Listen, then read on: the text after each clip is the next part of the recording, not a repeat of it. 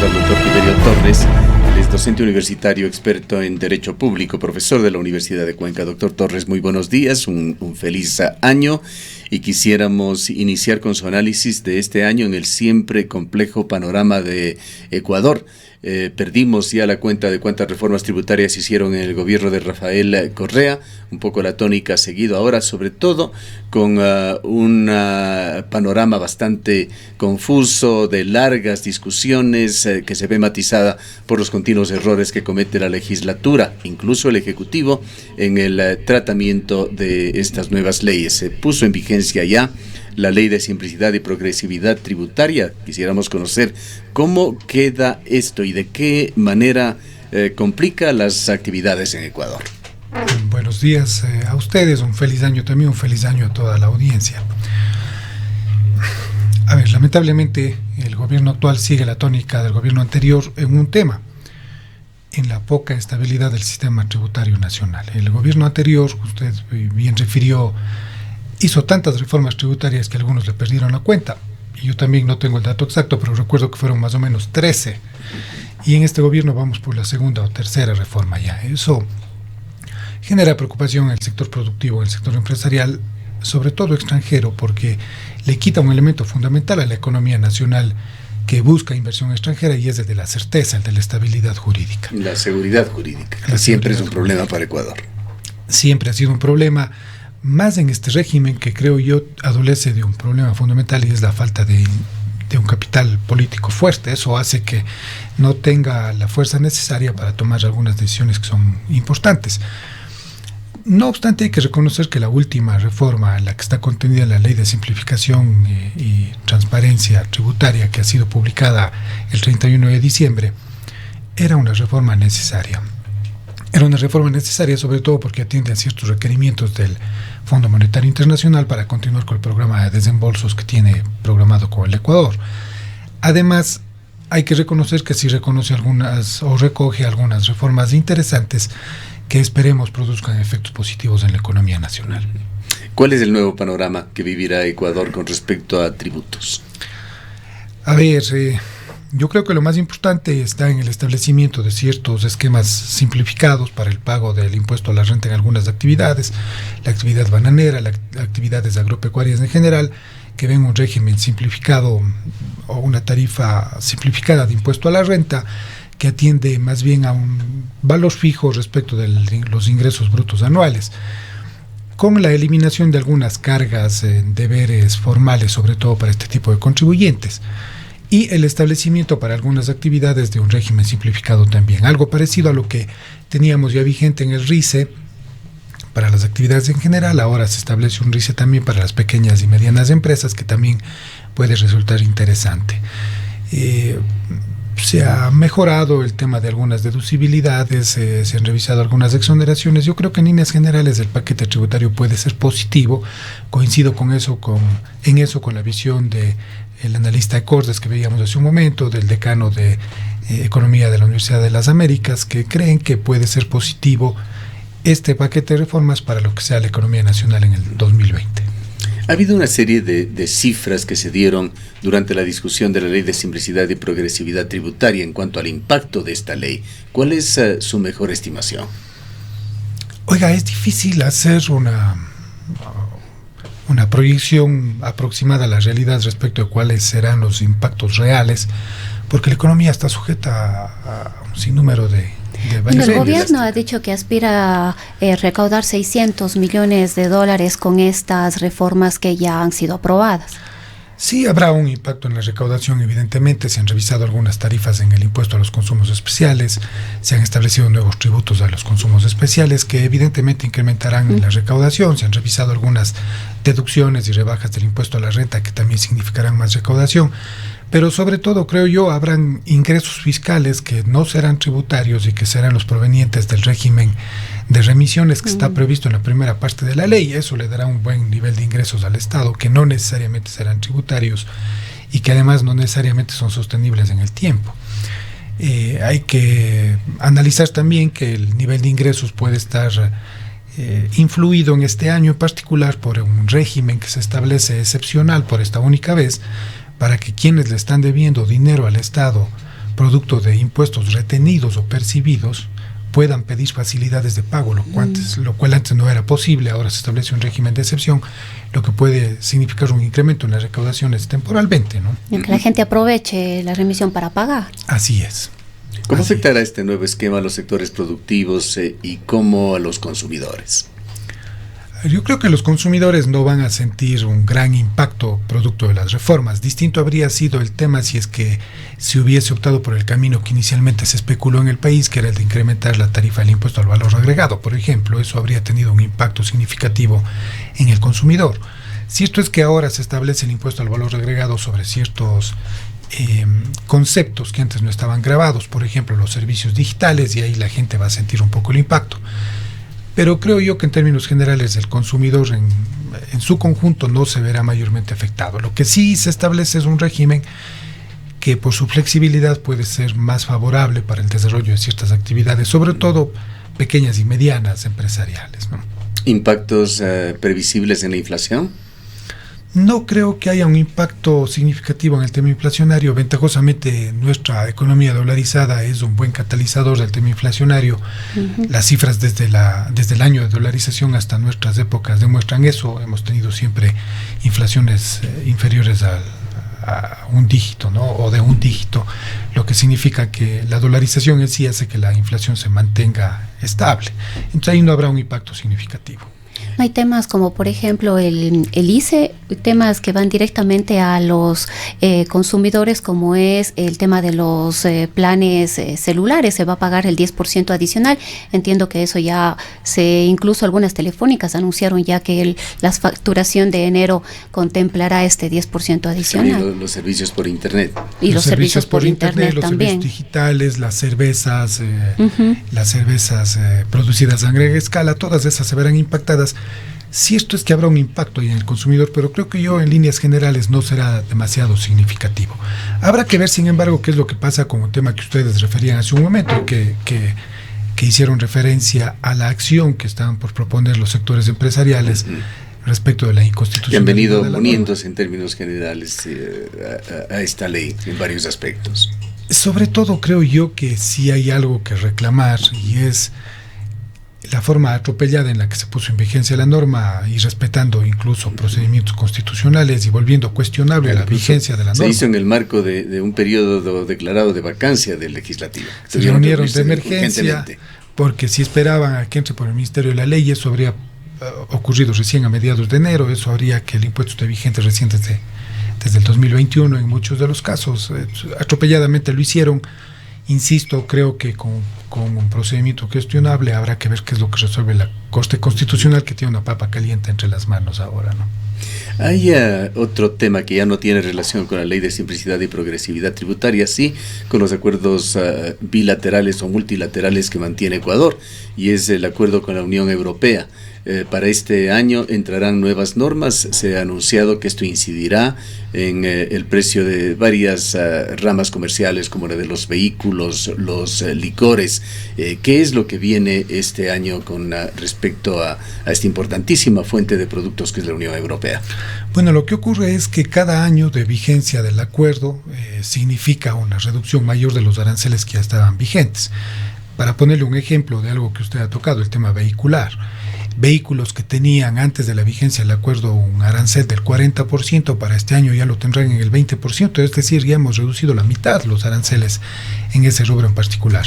Lo que significa que muchos productos que provienen de la Unión Europea van a bajar sus precios, se harán más atractivos en el mercado nacional, pero eso significa también una alerta para los productores nacionales de que si es que no mejoran, no optimizan sus procesos de producción, se vuelven más competitivos, lo lógico es que vayan perdiendo competitividad conforme va avanzando la vigencia del acuerdo comercial, que hará que los productos europeos sean cada vez más baratos, ¿no?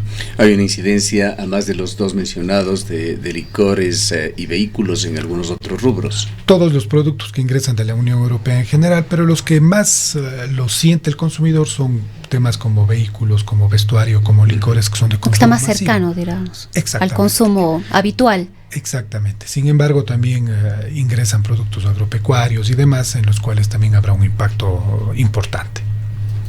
En otro tema, en esta mañana hemos conversado con el economista Patricio Abad, financiero del municipio de Cuenca, quien habla sobre la forma en que se vienen cobrando los impuestos. No sé si podemos tener estas declaraciones que las hizo en el noticiario de las 6 de la mañana. Las tendremos en instantes, pero en todo caso, quizás Rosana, que manejó esta entrevista, nos puede comentar sobre lo señalado. Bueno, el funcionario municipal, el economista Abad, pudo tener un espacio de diálogo la mañana de hoy con nosotros, y él se refería precisamente a las recaudaciones del impuesto predial, a las facilidades que se estarían otorgando a los cuencanos, a las cuencanas, para poder acceder y hacer los pagos de forma oportuna. Uno de los temas que siempre le preocupa a la gente es cuánto más voy a tener que pagar. Se habló de algunos descuentos en los primeros días y los primeros meses de este año para poder facilitar de alguna manera los pagos. Se habla de un 10% inicial, sin embargo, este 10% es únicamente al predio, no al costo o al monto total que los ciudadanos deben pagar, que el más elevado, quizás el que más suma a este pago, es el de obras de beneficio general. Me parece que tenemos, sí, tenemos las declaraciones del economista Patricio Abad, quien estuvo con nosotros en esta mañana dándonos algunos detalles de cómo se está llevando a cabo el pago del impuesto predial en Cuenca. Escuchémoslo y enseguida tendremos la opinión del doctor Tiberio Torres sobre este mismo tema.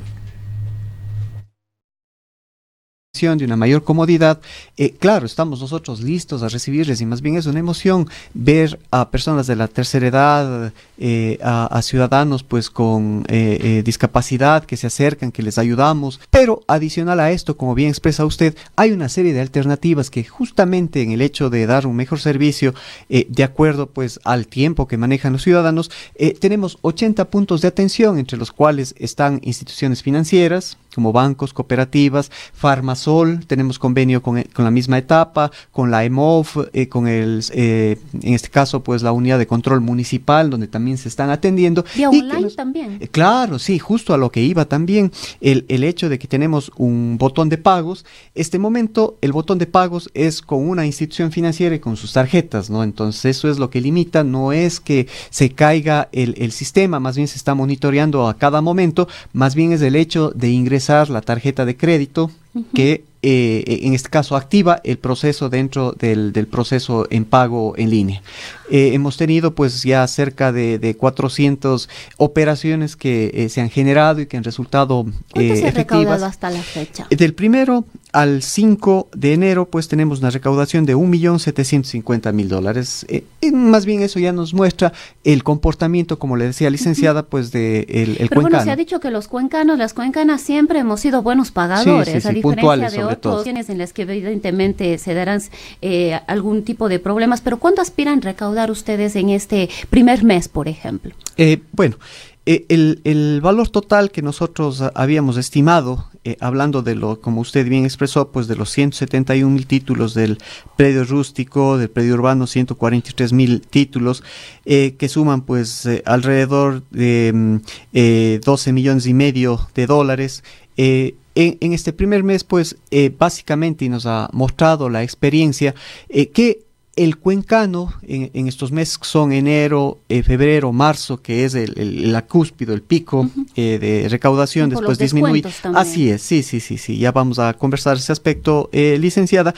Nos ha mostrado que en el primer año, que en los primeros meses, en el primer semestre, por ejemplo, se recauda pues alrededor del 80% en general pues de los pagos que tiene que imputarse pues a lo que son los predios, lo que son las OVGs dentro de los ciudadanos que están pagando. Entonces eso nos permite también solventar, porque este dinero más bien se direcciona pues a lo que son la construcción de obras, lo que es infraestructura, básicamente lo que es inversión, para poder pues dar una mejor calidad de vida a los cuencanos, ¿no? Entonces creo que es recíproco el trabajo que estamos realizando. El cuencano hace su esfuerzo por pagar, y algo muy importante que él escuchaba al inicio, licenciada, lo que indicó pues la arquitecta Silvia, más bien es el hecho de que incluso los direccionamientos dentro de esas fórmulas polinómicas que se ejecutan y que lo hace Avalúos y Catastros, más bien siempre se ha tratado y fue la visión, y es la visión del señor alcalde, de que realmente no exista un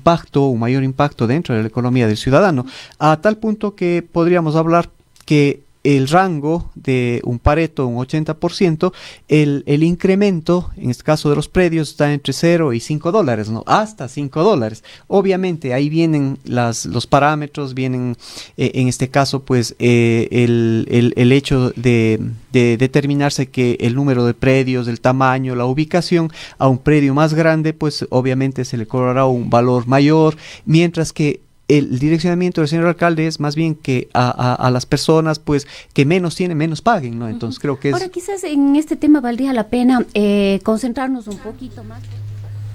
Bien, estas son las declaraciones del funcionario municipal que dirige finanzas, el economista Patricio Abad.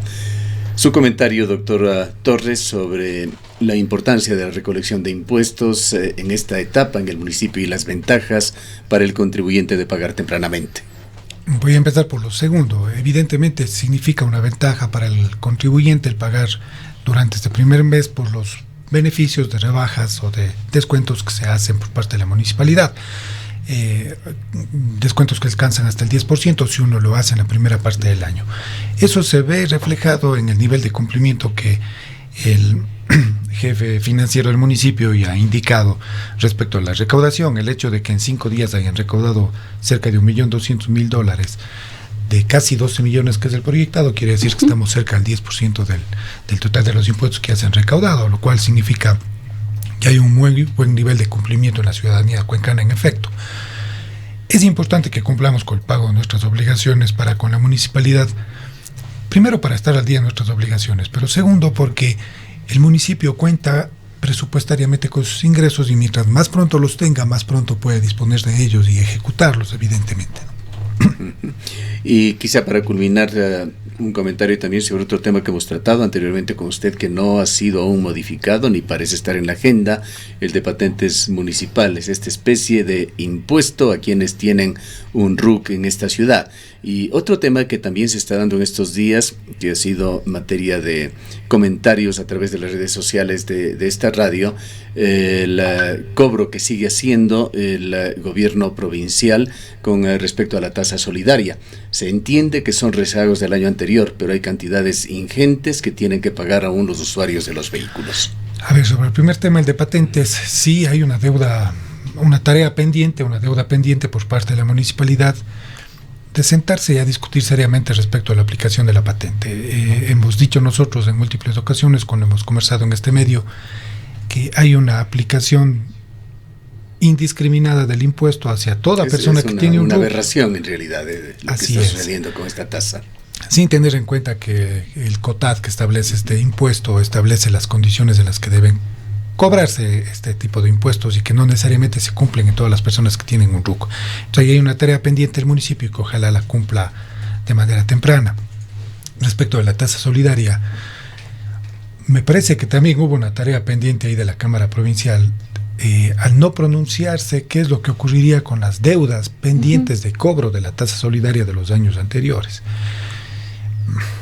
No sé si lo ideal habría sido establecer una remisión, una rebaja, algún tipo de extinción establecida por la propia Cámara Provincial a través de una ordenanza de las obligaciones pendientes desde hace un determinado número de años hacia atrás, en fin, pero va a generar problemas en el momento de igualarse las contribuciones que están pendientes de pago por parte de quienes no han cumplido con el pago oportuno de la tasa. Veamos qué decisiones va tomando sobre la marcha la Cámara Provincial, pero es necesario que se sienten a discutir este tema de manera urgente. Tienen el atributo negativo estas dos tasas, la de patentes municipales, de que es un misterio qué recibimos los ciudadanos a cambio.